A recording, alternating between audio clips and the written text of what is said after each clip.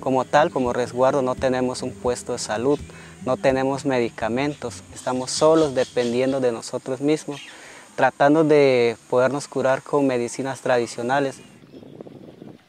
Nos estamos cuidando, pero con lo poco que tenemos. Y lo más necesario es el agua y el jabón, y eso es lo que nosotros tenemos que luchar por conseguir. En este momento, Colombia está pasando por el segundo pico de la pandemia ocasionada por el coronavirus, con mayor velocidad de contagio.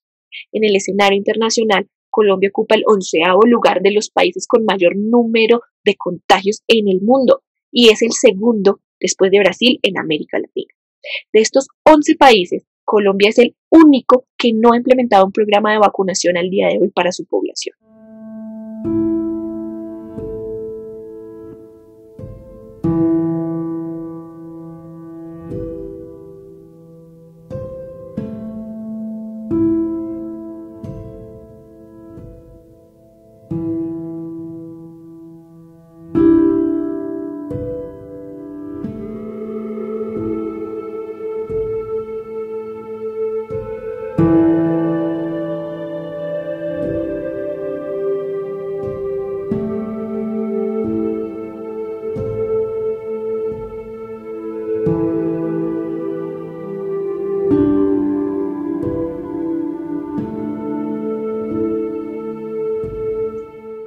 Históricamente, los pueblos indígenas han tenido que afrontar muchas desigualdades, entre las que se encuentran las relacionadas con el acceso y la calidad a los servicios de salud.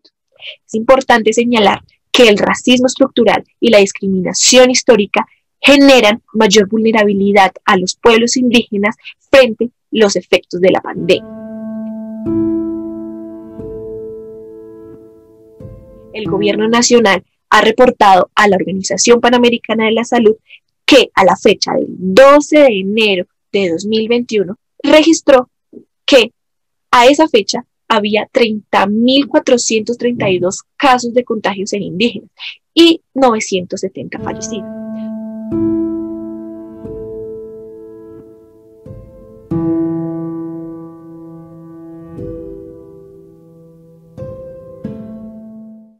La Organización Nacional Indígena de Colombia, a través del Sistema de Monitoreo Territorial, registró en el Boletín 54 de fecha de 18 de diciembre de 2020 que el nivel de riesgo en los pueblos indígenas había aumentado. Asimismo, registró que más de 500.000 de familias indígenas estaban en alerta por contagio.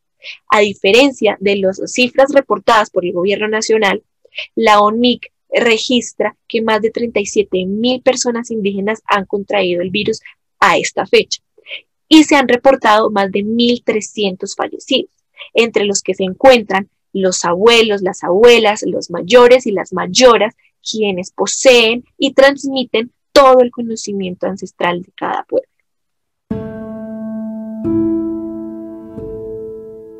Resaltamos la ausencia de medidas efectivas por parte del gobierno nacional tendientes a garantizar los derechos de los pueblos indígenas, específicamente en el marco de esta pandemia.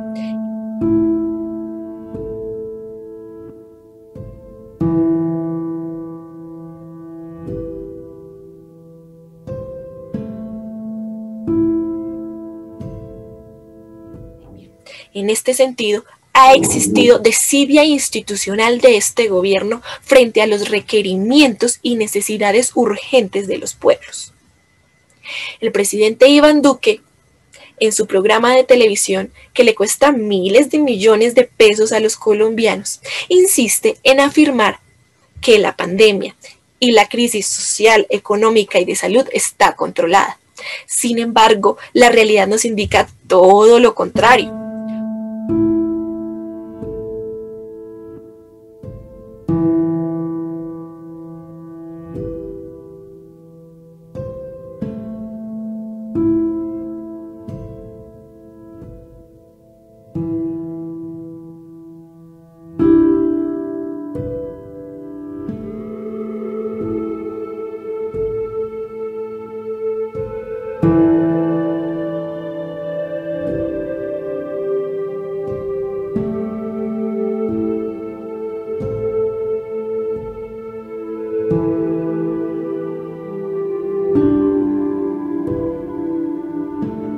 Además, junto con su gabinete, emite un discurso contradictorio en el que se predica constantemente sobre el cuidado, la prevención y acción frente a la pandemia. Por ejemplo, recientemente el ministro del Interior, Daniel Palacios, afirmó que según nuestro Código Penal colombiano, el hecho de motivar la propagación de una pandemia podría traer entre 4 y 8 años de prisión. Lo que lleva a preguntar, ¿acaso promover la realización de una consulta previa a la consulta en el marco de esta grave afectación a los pueblos indígenas con ocasión de la COVID-19 no es motivar la propagación de la pandemia y por ende aumentar los riesgos para la salud y para la vida de los pueblos? Quiero darle la bienvenida a nuestro espacio de prevención y acción, dándole gracias a Dios y pidiéndole siempre por nuestro país, enviando el mensaje constante e incesante del uso obligatorio del tapabocas, el distanciamiento físico, seguir los protocolos de bioseguridad y evitar las aglomeraciones.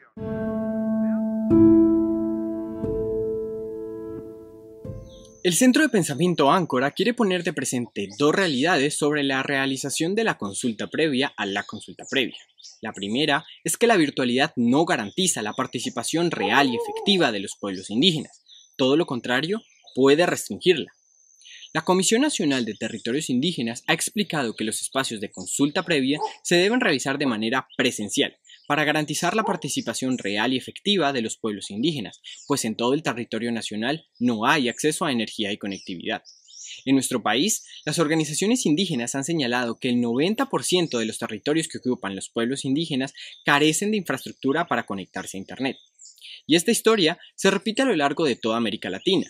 Según el Banco Interamericano de Desarrollo, los y las personas indígenas tienen menos de la mitad de accesos celulares que las no indígenas, y en 2020 el acceso a una computadora fue ampliamente menor para los pueblos indígenas en países como Bolivia, Brasil, Perú y Colombia. La energía, hace 8 meses nos la están quitando de 3 de la tarde a 3 de la mañana. No sé por qué, simplemente la empresa que nos brinda ese servicio nos la quita.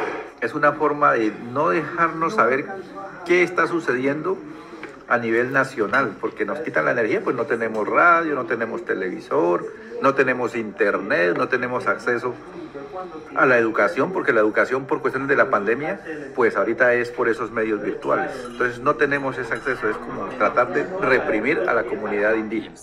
De ahí que en relación con las consultas virtuales, la Comisión Interamericana de Derechos Humanos les advirtiera a los países de la región que, debido al contexto de subordinación histórica y discriminación estructural en que viven, buena parte de los pueblos indígenas no cuenta con acceso a Internet, por lo que la imposición e implementación de procesos consultivos a través de plataformas digitales representaría una vulneración al derecho a la participación real y efectiva de estos colectivos. La Comisión Interamericana también ha sido tajante al considerar que para el desarrollo del procedimiento de consulta previa, libre e informada, con miras a obtener el consentimiento, es necesario considerar las prácticas culturales de los pueblos indígenas, especialmente sus formas ancestrales de organización colectiva, las cuales usualmente implican la realización de asambleas comunitarias. Seamos sinceros, los escenarios digitales no son compatibles con los entornos culturales y los modos de vivir de los pueblos indígenas, y cuando intentamos que la virtualidad acerque a las personas de las ciudades a los territorios, generamos una evidente exclusión digital y restringimos la participación. Aquí con mis hijos, ayudándolos con las guías. Ahora nos dicen que tenemos que enviarlo por correo. No tenemos esa posibilidad de pronto de un internet. La segunda prioridad que queremos poner de presente es que la reglamentación de la consulta previa no es una prioridad. Hoy, la prioridad es superar la inequidad social y económica que se ha profundizado con la pandemia. Somos el país más desigual en la distribución de tierra de Latinoamérica. Digamos que este cuadro representa a Colombia. El 1% de las fincas más grandes ocupan el 81% del territorio. Y todas las fincas restantes están amontonadas en el 19%. Además, 704 fincas controlan la mitad de la tierra. mientras que 2.046.536 se reparten la otra mitad. Y aunque las prioridades para los pueblos indígenas en materia de garantía de sus derechos humanos y acceso a servicios públicos básicos no se ha transformado en gran manera, la pandemia sí profundizó esta inequidad.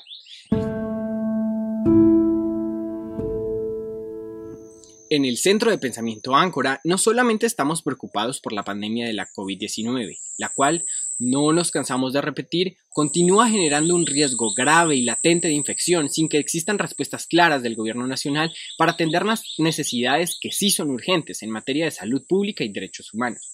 No hay que olvidar que la otra pandemia que se vive en Colombia es la de la guerra. La amenaza de ser afectado por el conflicto armado aún persiste en los territorios indígenas y según la Oficina de Coordinación de Asuntos Humanitarios OCHA de Naciones Unidas, de enero a noviembre de 2020 ocurrieron 87 eventos de desplazamiento masivo en Antioquia, Nariño, Chocó y Cauca, que afectaron a 22.970 personas, de las cuales 19% pertenecieron a un pueblo indígena.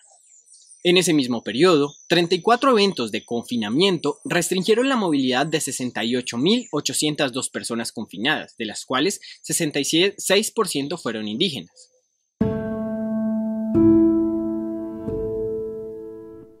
En este segundo episodio de Consulta a la Consulta, el Centro de Pensamiento Áncora quiere nuevamente introducir una inquietud, una alerta y una recomendación.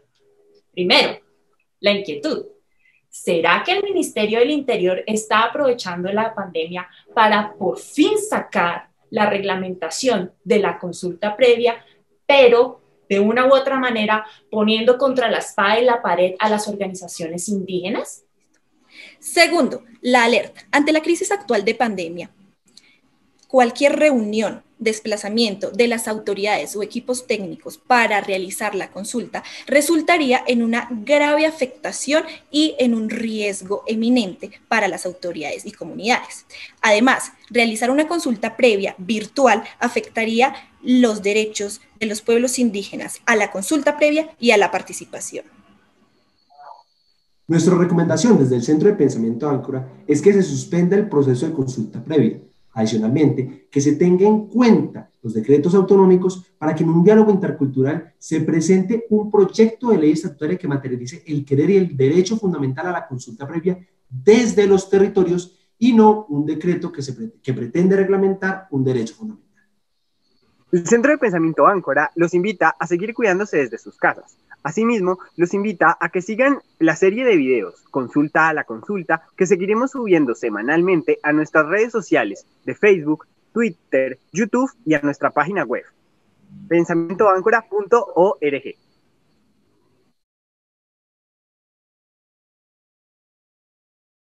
El interés, de manera clara, que tiene el gobierno es el de limitar este derecho fundamental. El gobierno concibe el derecho a la consulta como un mero trámite, como un asunto de tiempos, de cronogramas y de recursos. Nosotros concebimos la consulta como un asunto de supervivencia, de derecho fundamental. Y es ahí donde tenemos una gran diferencia. Es ahí donde tenemos una gran diferencia. Para nosotros el tema de la consulta no es un asunto de tiempo, de cronogramas o de recursos. Es un asunto que va mucho más allá. Es un derecho que es el que permite que otros derechos, como el derecho al territorio, a la autonomía, a la integridad étnica y cultural, a la educación, a la salud, se pueda garantizar. Por eso es que para nosotros ese derecho es fundamental. Y vamos a dar ese debate y esa discusión hasta lo último.